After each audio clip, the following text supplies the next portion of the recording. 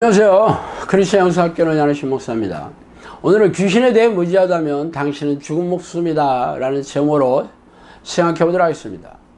제가 귀신을 처음으로 맞닥뜨린 사건은 30년 전에 딱 한 번 있었지만 저희 식구들만 경험한 사건이라 사람들에게 말해도 기이한 에피소드로 불과한 여기고 지나갔어요.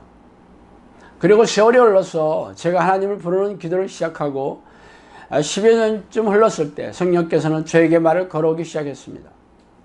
그러나 당시에는 입을 통해서 음성으로 들리는 말이었든지 생각으로 넣어주시는 영업이었든지 그게 성령인지 귀신인지 통 분별할 수가 없었어요. 어쨌든 저의 생각이 아니었다는 것은 분명했어요. 그러다가 성령께서는 저의 사역이 귀신을 쫓아내고 귀신의 활동성을 알리면서 성령이 내주하는 기도 훈련을 통해서 기도 일꾼과 정예용사를 양육하는 거라고 말씀하셨어요. 그 말과 함께 성령께서는 친히 저희 부부를 훈련하시기 시작했습니다. 자, 훈련은 매일처럼 말씀해 주셔서 그 내용을 기록하게 해주셨고, 그러나 그게 전부가 아니었어요. 귀신이 잠복한 사람을 불러주셔서 아내와 함께 축출 기도를 통해 귀신의 정체가 드러나게 하시며 쫓아주셨습니다. 이 훈련은 충주의 영성학교가 시작될 때까지 약 한 3년 동안 지속되었어요. 물론 제가 입을 통해 음성으로 들었든지 아니면 영음으로 생각을 통해 들었든지 간에 믿기 어려울 것입니다. 그러나 그때 들었던 내용들은 책으로 2권 분량의 방대한 내용으로 영성학교 시작되어 3년 발휘하면서 적지 않은 예언의 말씀들이 성취되었으며 다음 카페 예언 게시판에도 그 내용을 올려놓았으니까 확인해 보시면 됩니다. 그러나 곤혹스러운 것은 성령께서 귀신이 잠복한 사람들을 저에게 보내주시고 해결하라고 하신 것이었습니다.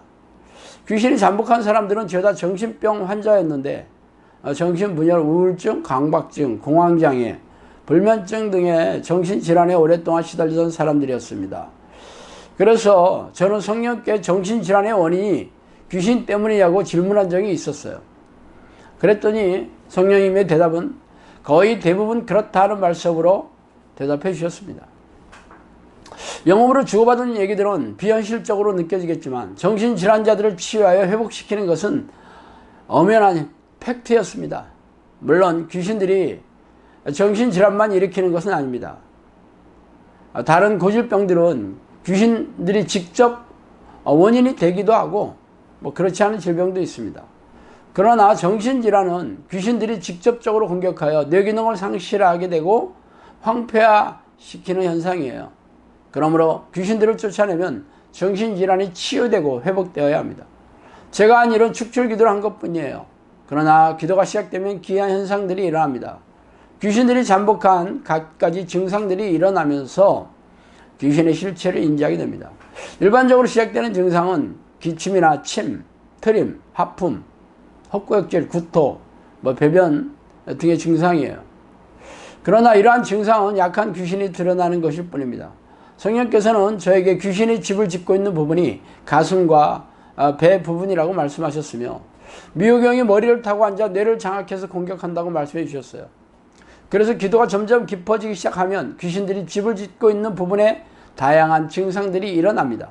배가 칼로 찌르듯이 아프고 소리가 나고 꿈틀꿈틀 움직이는 느낌이 들며 심지어는 딱딱하게 만져지기도 합니다.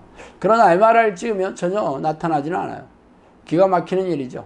물론 이런 현상은 사람마다 조금씩 다릅니다. 그러나 배의 움직임이 감지되며 심하게 아픈 증상이 주기적으로 일어나는 것은 공통적이에요. 귀신들이 배에 집을 짓고 있기 때문에 귀신들이 오래 잠복한 사람들은 소화 기능이 현저하게 악화되고 위장의 고질병을 가지고 있는 자들이 허다하죠. 변비나 설사, 민감성 대장증후군, 소화장애 등의 고질병들이 빈번합니다. 또한 가슴에 집을 짓고 있는 증상은 가슴이 답답하고 심장 뛰는 소리가 귀에 들릴 정도로 크게 들리고 가슴이 자주 아파요. 가슴에 집을 짓고 있는 사람들은 심장질환이나 고혈압 등의 고질병이 흔합니다.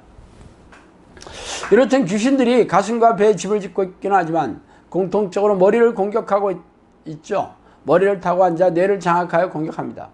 미호경이 오랫동안 공격하여 뇌가 비정상적인 사람들은 바로 정신질환자들이죠. 그러나 정신질환이 없더라도 미혹의 영은 수많은 사람들의 머리를 타고 앉아 공격하고 있습니다. 이런 사람들의 특징은 축출기도를 하면 머리가 아프고 혼미하며 어지럽고 심하면 깜빡깜빡 정신을 잃기도 합니다. 정신을 잃고 쓰러지면 입시를 했다고 말하는 이들이 있으니 기가 막히더라고요. 어쨌든 하나님을 부르는 기도를 하거나 축출기도를 시작하면 배에 집을 짓고 있는 증상과 머리를 틀어지고 있는 미혹의 영의 증상이 바로 배가 끊어질 정도로 아프거나 머리가 지끈지끈 아픈 현상입니다. 그러나 이런 현상은 이제 시작에 불과해요. 축출기도를 지속적으로 하게 되면 머지않아 귀신들의 본격적인 공격이 시작됩니다. 귀신들의 공격은 실로 다양하지만 일반적으로 몸의 곳곳을 아프게 하고 고통스럽게 합니다. 예전에 고질병이 있었고 이미 회복된 사람들도 그 고질병이 도지며 고질병이 있는 사람들은 더욱 악화되며 새로운 질병들이 나타나는 일이 허다하죠. 특히 이명, 빈혈, 가려움증, 피부질환 등이 우후즉순으로 생겨나는 일이 흔한 증상입니다. 제가 위에서 말한 내용들이 귀신들을 몸을 통해서 공격하는 일반적인 현상들이에요. 배우자나 부모 등의 가까운 가족들을 통해 귀신을 방해하거나 직장 상사 등 영향력을 미치는 사람들을 통해 공격하기도 하며 각종 불행한 사건 사고를 통해 기도를 방해하기도 합니다. 특히 자동차의 접촉 사고는 흔한 사건이에요. 그러나 이러한 현상이 일어난다 해도 귀신의 공격이라고 믿는 사람들이 얼마나 있겠습니까? 그래서 제가 몸에서 일어나는 현상들만 말씀드리는 것입니다. 그동안 제가 기도 훈련하면서 수백 명의 사람들에게 귀신이 잠복한 것을 발견하고 쫓아내면서 귀신들이 일으킨 정신질환과 고질병을 치유하였습니다. 그러나 귀신들이 잠복한 대부분의 사람들은 정신질환 환자가 아니었고 고질병이 없던 사람들도 허다했어요. 그러나 축출기도를 하면서 귀신들이 잠복한 증거들이 나타나면서 갖가지 질병들이 드러나기도 했습니다. 그러나 직접 눈으로 목격하지 않은 사람들은 저의 말을 믿기 어려울 것입니다.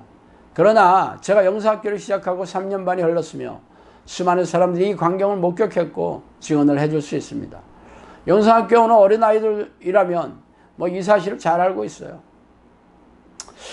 제가 오늘 귀신들의 정체와 공격에 대해 말씀드리는 이유는 당신이 귀신에 대해 무지하다면 이미 귀신들에게 속아서 포로로 잡혀 있다는 것을 알려드리기 위해서이며, 성경은 우리가 싸워야 될 대상이 세상을 지배하는 왕인 어둠의 세상 지배자들이며 하늘의 낙한 영이라고 말하고 있습니다.